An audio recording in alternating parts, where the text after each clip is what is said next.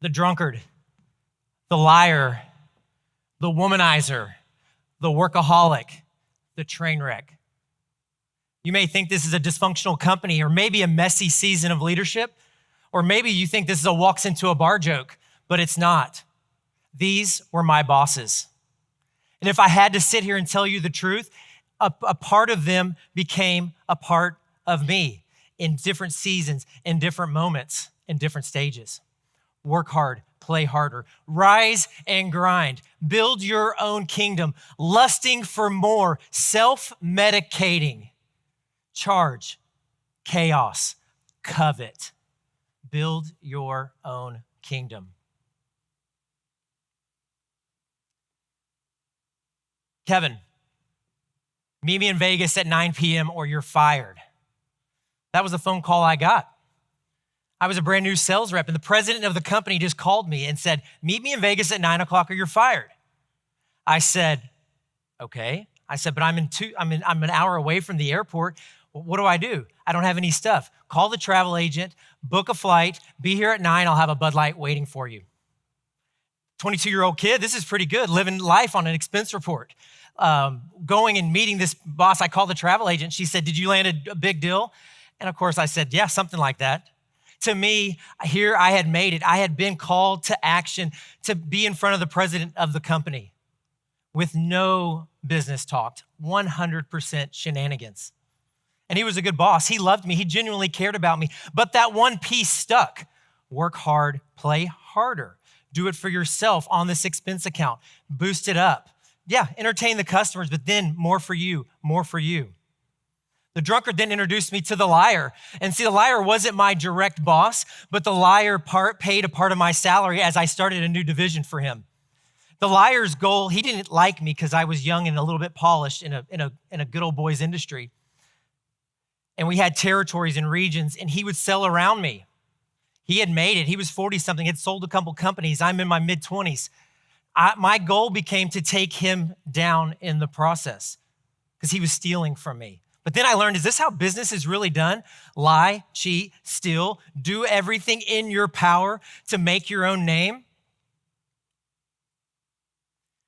From that season, I left and I met the womanizer. Big 6'6" guy whose first words to me was, I didn't hire you and I told Mike to fire you.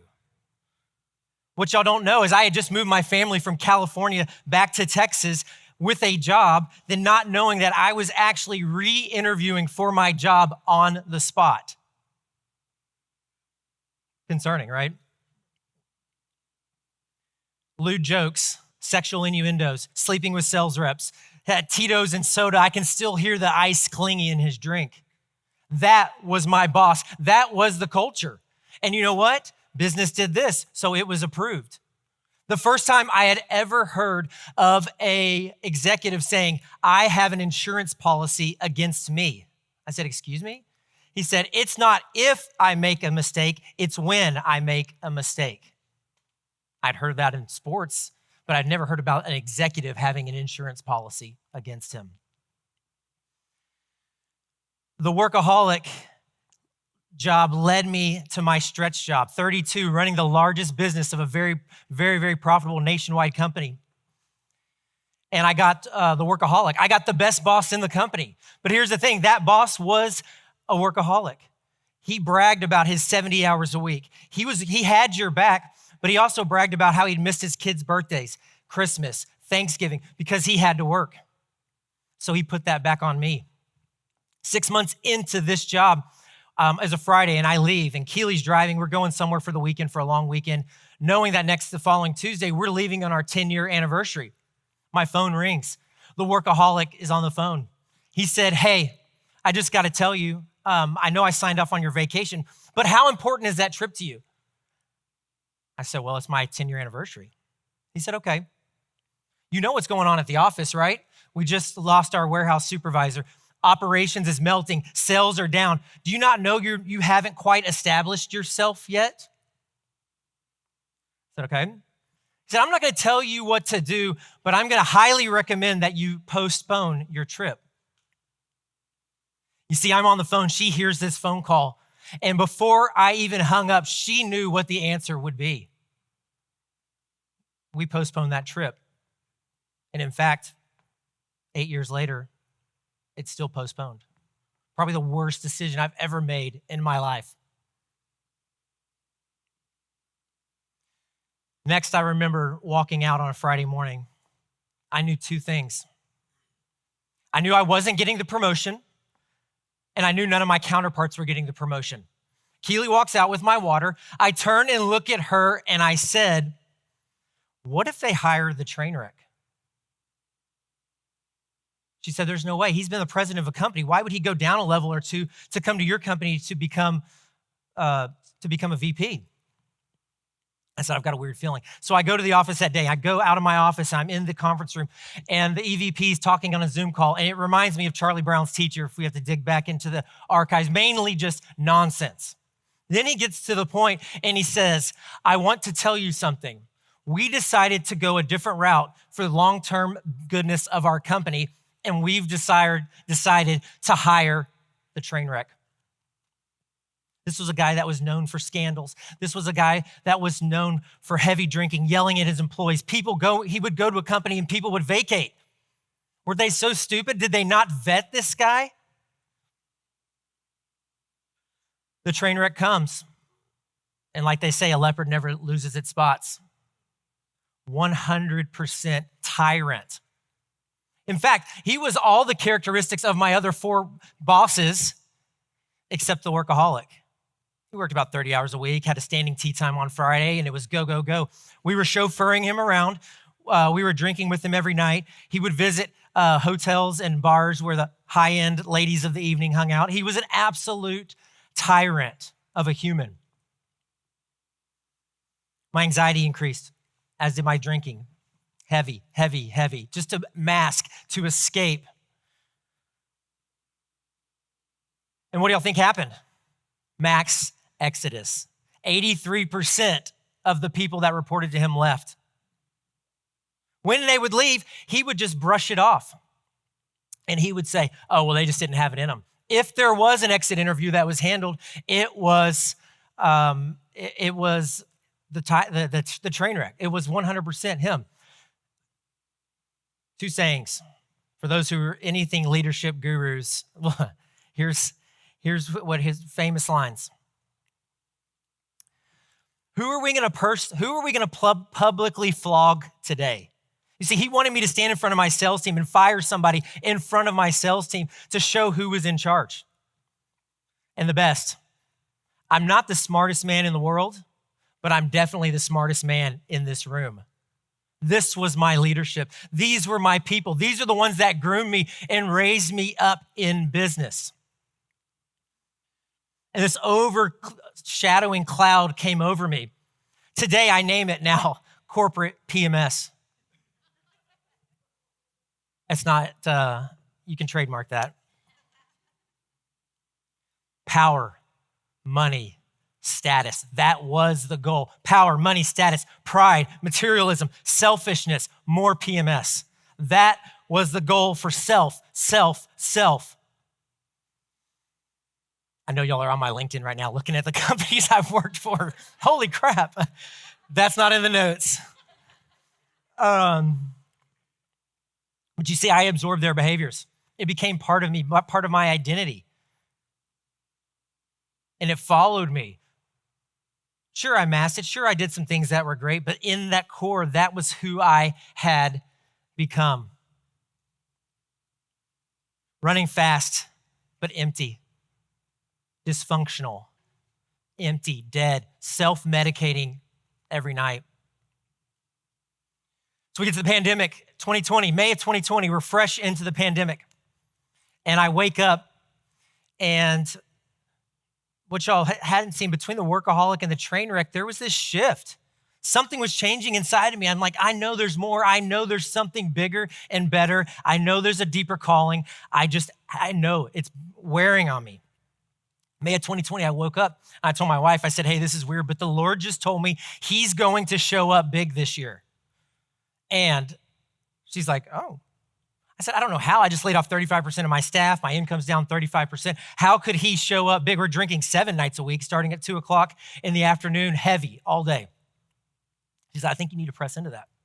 So I started looking back through journal entries, and I saw the Lord's hand moving when job number 1 went out of business and she was 8 months pregnant. All of a sudden, I lost my job. The Lord provided a job immediately. Baby number 2 is on the way. I sell my house and land a job to move back to Texas on the same day. And I start to think to myself, wow, there's something here. I think I could potentially write a book, maybe something to just leave behind for my boys and my family, but I'm not an author. Remember, business guy. I'm the stud, right? During that time, I'm pressing in a little bit more, and we get to December, and I wake up in a sweat. I don't know if y'all have had that moment. You wake up in a sweat. I go, it's December 1st. The Lord says he's going to show up before the year ends. It's going to happen. So, but what can I do? What can I do? What can I eliminate? So I fasted from alcohol, 10 days, removed it completely. Nothing happened, felt good, clarity, peace of mind, sleeping better. It was amazing. So I pressed forward to 21 days.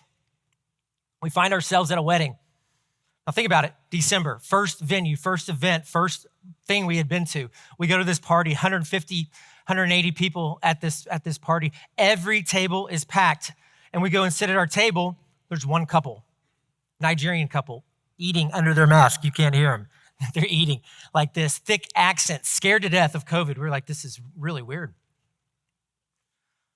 Finally, we break the ice. We start talking a little bit, and we get to the end of dinner, and she stops, and her eyes light up, and she looks at me, and she goes, you're going to write a book one day, and it's going to impact men and dads and advance God's kingdom.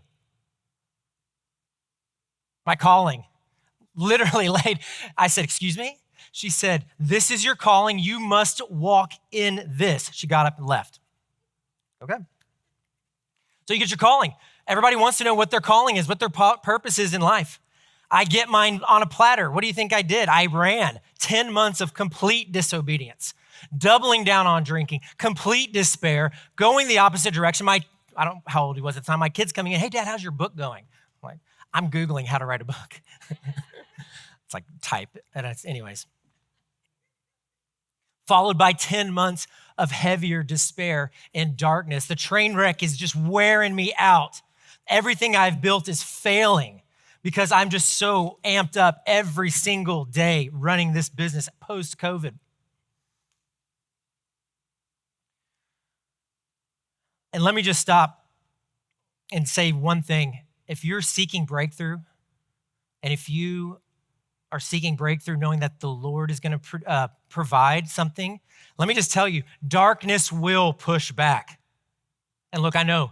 Let me say that again, darkness will push back. And that's weird. Look, yes, I'm in a church, I'm on stage. Probably not the most sexiest topic that pastors are talking about. Darkness, the enemy, the devil. So I have to tell you, it's the truth. Ephesians 6:12. For our battles are not against flesh and blood, but against the powers and the rulers and the authorities of this dark world and all the evil that is out there in the spiritual realm. Again, weird, but it's out there. So I have to tell you the darkness. In fact, this story embarrasses me, and I know a lot of y'all don't know me, and I've told this story, but I shy away from telling it.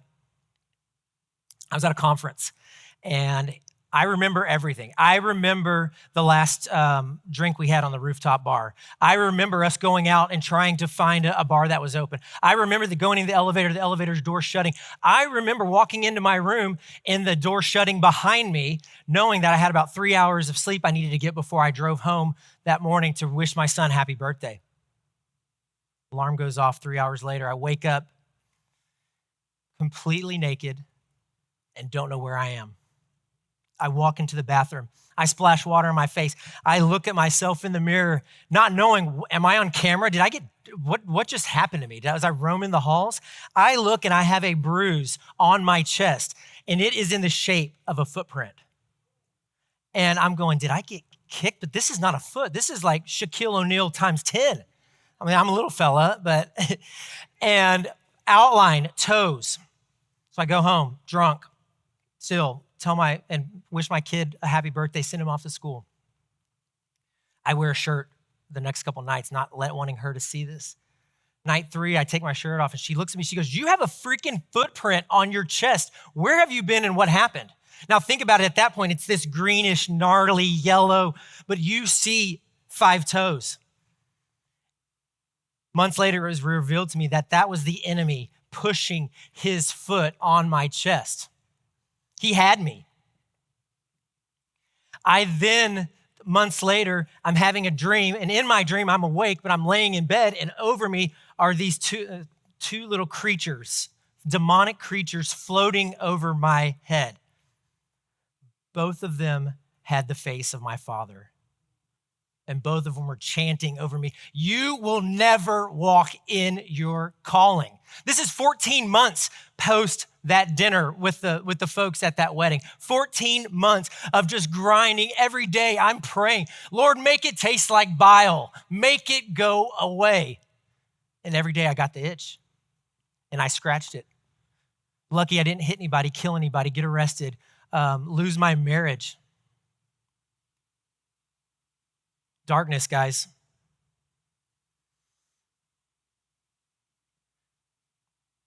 But then, a Wednesday night, I came home, made myself a drink, ran upstairs, shut my door, made a drink, big drink. She comes in. She goes, hey, we're going to prayer service tonight. Freaking pep it up. Get rid of that. She shuts the door. I slam it. So I go into prayer service. She goes down. She's praying with some folks. And I close my eyes. And all of a sudden, this vision happened. And this vision was me in a forest. And I'm thinking, think forest like trees, brush. You can't see your hand this far from your face. Darker than dark, blacker than black. All of a sudden, a light appears. And it's a light that starts to raise up. And as the light raises up, it's all happening at one time. And it was just one drink. I don't know. Trust me. The light comes to shine. All of a sudden, the trees start to part. The ground is rugged, and the ground becomes smooth. The mountain becomes slow, and the valley becomes to raise up. And all of a sudden, this beautiful path is laid before me. Well, that's cool. I don't know what it means, but thank you. So I don't tell her. I don't do anything with it. The next morning, I get up early. I have my quiet time, and the devotional comes from our pastor, Jeff Wells, Woods Edge, for those who have in the area. His passage is from Isaiah 40, verses 4-5. And I'll paraphrase it. That says, the mountains will be made low, the valleys will be raised up, a path will be revealed, and the glory of the Lord will be shown. You see how I needed to get out of darkness was I needed light. And I needed light that only came from the Father and telling me that I've got you and I have a path that I'm going to lay before you if you let me. Because it had been about me.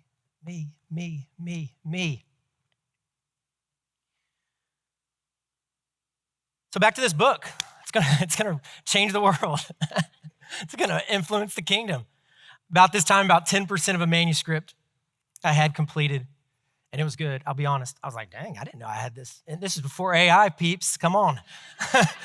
I'm an author. I'm authing, as I guess would call it. And so I'm like, but how do you write a book? I'm running a big freaking business. I'm commuting 2 hours a day, 50, 60 hours a week, all the things. How do you write a book? You don't have time to write a book when you do that. But here's where it happened, where it got good.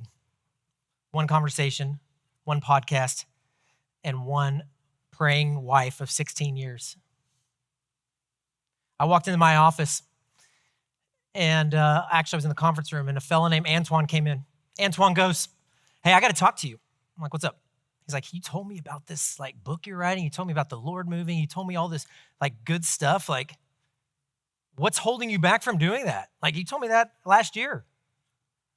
I said, man, I drink every night, bro. 6, 7 nights a week, never 1 or 2. He said, second, not only will you never walk in your calling if you continue down this path, but your boys will follow. He doesn't know about this bride of mine that's crying every 2 months, every month, this is not who you are. You are better than this. When is this going to stop? This will go to our boys.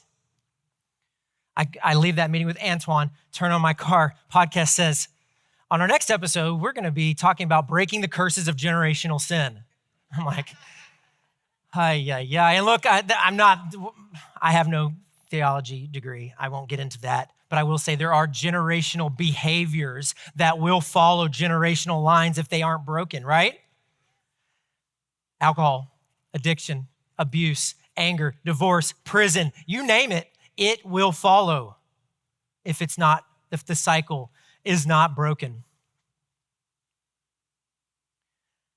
You see, I had heard about a ministry called Regeneration Recovery. And first of all, Antoine, are you here? Antoine's back there, my friends. Thank you, Antoine, for speaking truth and goodness into my life and freaking kicking me. I'd heard about a ministry called Regeneration Recovery. Too much pride, though. Too much pride. It's a local. It's go. I don't care who you are. Everybody needs to go to Regen. We all got something. My brother-in-law's marriage was redeemed. His addictions were ceased. He then comes back to tell me he's going to be leading.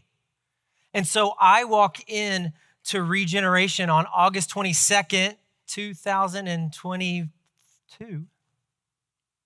And I can proudly stand here today, 1,082 days without a single drink.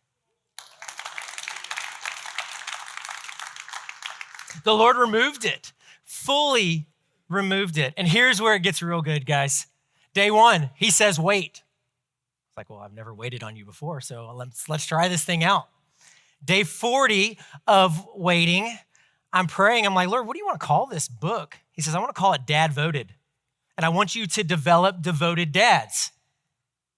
I'm like, that's cool. That's weird. Okay. Like 3 days go by. I'm in my office and I Google Dad Voted and it pops up. Would you like to buy this domain? Oh, I've never done this before. Now we won't talk about that. I buy domains a lot. So we won't, we all have our things. Okay. My buddy Tyler's like, he knows. Buy a domain. A week later, I'm meeting with a trademark lawyer. Trademarking something. I'm starting a business. What the heck is all this? I didn't know I had this in me. I always wanted to start a marketing firm. We were marketing brand folks. I always wanted to start a marketing firm, but I'm now building a brand. I got a logo. I got a t-shirt. I got a hat. This is kind of cool. What are we doing here? And 2 months later, I have a manuscript to the publisher. 5 months after that, we have a published book called Dad Voted. And look at this fancy subtitle. A lot of alliteration. Dads devoted to discovering their duty, direction, and destiny. And that's the kicker of life right there, my friends. But there's more. I'm praying with the Regen team the week my book launches, and it's a Monday, and a gal named Ariana is praying for me as a group. And just bless this book. We're going to launch this book into the world, all the things. Wednesday comes around, I get a text from her. First of all, if you're in ministry and you know it's kind of taboo, like men and women don't, she's like, I know I shouldn't be texting you, but I just wanted to tell you this. When I was praying for you on Monday, every time I would say your name, like the name Stephen would almost come out of my mouth. And then with this morning, I was praying for you, and every time, like physically, I said Kevin, Stephen came out. She's like, I know this is really weird, but I'm reading in Acts, and I went and read about Stephen, and it said Stephen was a man full of grace and power, and his face was radiant like that of an angel. She's like, this is weird, I know. And I'm like, yeah, this is way weird, but thank you. So that was Wednesday morning. Wednesday night, we're at a prayer service. So think of a prayer service room that's 300 people, 500 people, packed night of prayer service. My kids, I'm actually in the middle of the aisle, and we're worshiping, and all of a sudden I get tapped on the shoulder, and I'm not on the end, I'm in the middle. I get tapped on the shoulder, and this guy says, hey, this is really weird, but is something big about to happen in your life? I was like, who are you? I was like, yeah, I'm launching a book in 2 days. He said, I was across the room and I was worshiping, and I looked over and a light was shining on your face and it was bright and radiant. I said, is your name Stephen? He's like, no, never saw this guy, Bryce. He was a worship guy for a half a second, Bryce. I don't know. Never saw him again. Maybe my reaction scared him away from the church. I don't know. So I launched this book. I become a New York Times bestseller overnight. I sell my house and we move to Malibu, and I retire and ride off into the sunset. None of that happened. We sold some books, but y'all can help. Okay. During this time at work, I take this business. I'm running the show. My team takes this business from a $32 million to a $43 million business. 1 year. I don't tell anybody. They know about the sobriety, but other than Antoine and a couple people, nobody knows about this calling on my life. And so I literally, the business takes off. I'm hiring better, delegating better. 2 sales reps that left came back. I'm talking producers come back. And all of a sudden we go from 32 to 42 million. Kevin is the hero. They don't know about this book. I launched the book. The train wreck got fired, by the way, for moral failure. Go figure. If I wasn't on the stage at church, I would say other things. Freaking idiot. Anyways, not butthurt at all about that guy. I hope he hears this. Train wreck. Okay. So, where am I? 43 million. The business goes to 41 million. So 43, 41, pretty good. 43 million, we make the company $9 million bucks. I know y'all are doing the math. Yes, we freaking killed it in a commodity business. 41 million, make them a little over $8 million. I get a call from who the train wreck hired his boy. We'll call him the yes man. The yes man says, hey, I'm in town. I need to talk to you. Oh, this guy's from Dallas. He's in town. Why is this guy in town? Well, I want to tell you that we've got a situation here. You're not as good as you used to be. In fact, here's a PIP. We're going to put you on a performance improvement plan so that you can prove that you still deserve to be here. 8 years, making them hand over fist money. I'm not as good as I used to be. But this isn't a big deal. We'll get through this. I said, bullshit. This is a big deal. And this is a freaking death sentence. And I knew at that time, my time was time to go. 6 months later, and 12 hours after a bonus check that was about this big came in, I put my notice in. Not knowing where I was going or what I was doing, but I did it. Sayonara, suckers, I'm out. Not knowing what was going on. And let me tell you, the last 15 months of this season has been the hardest and richest season of my life. Not knowing where your next paycheck's coming, not knowing where the next client is coming, a desperate dependence on like, Lord, what are we doing today? What are we doing?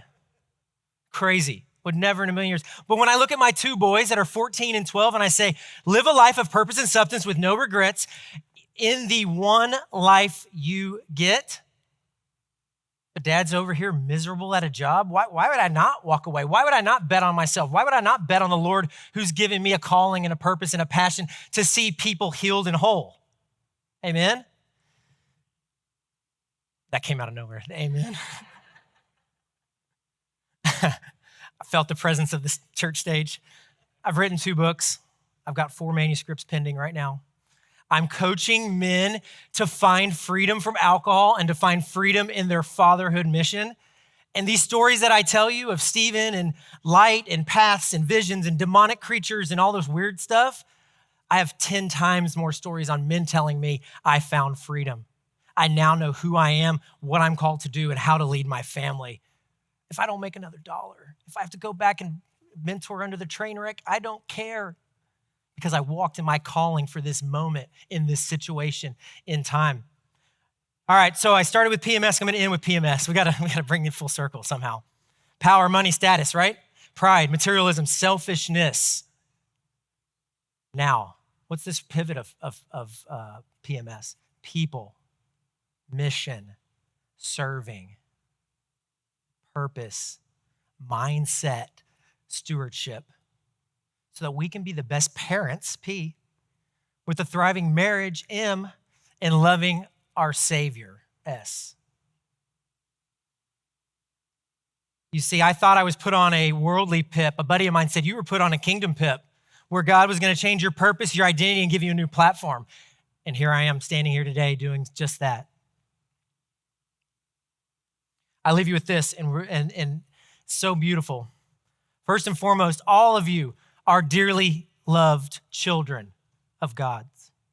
Even if you don't know that, even if you stiff-arm God, even if you don't believe in God, you are dearly loved, created in his image, in his likeness. And Christ came to save and to serve his people, which are you guys. And look, my story is no different than your story, and it's got a twofold approach. God never gives up on his people. And two, we all have a purpose and a calling. So my final charge today is this. That guy right there, Antoine, stand up for me, please. This guy who my wife prayed for 16 years that somebody would come and speak truth and goodness into me. He drove 2 hours today and he's going on vacation today. So thank you, Antoine, for showing up. You're my prop. They don't pay. I'll take you to lunch. But I want to pivot. I want to be your Antoine today. And I want to charge every single one of you. If you don't know your calling, find it. If you know your calling and you're not walking in it because of addiction, pride, guilt, shame, materialism, all the PMS that I brought up here today, something that's holding you back, addiction, get help. Admit that you have a problem. Find freedom. Walk in hope. Be changed and be forever different. Never be the same. Walk in freedom. Thank you very much.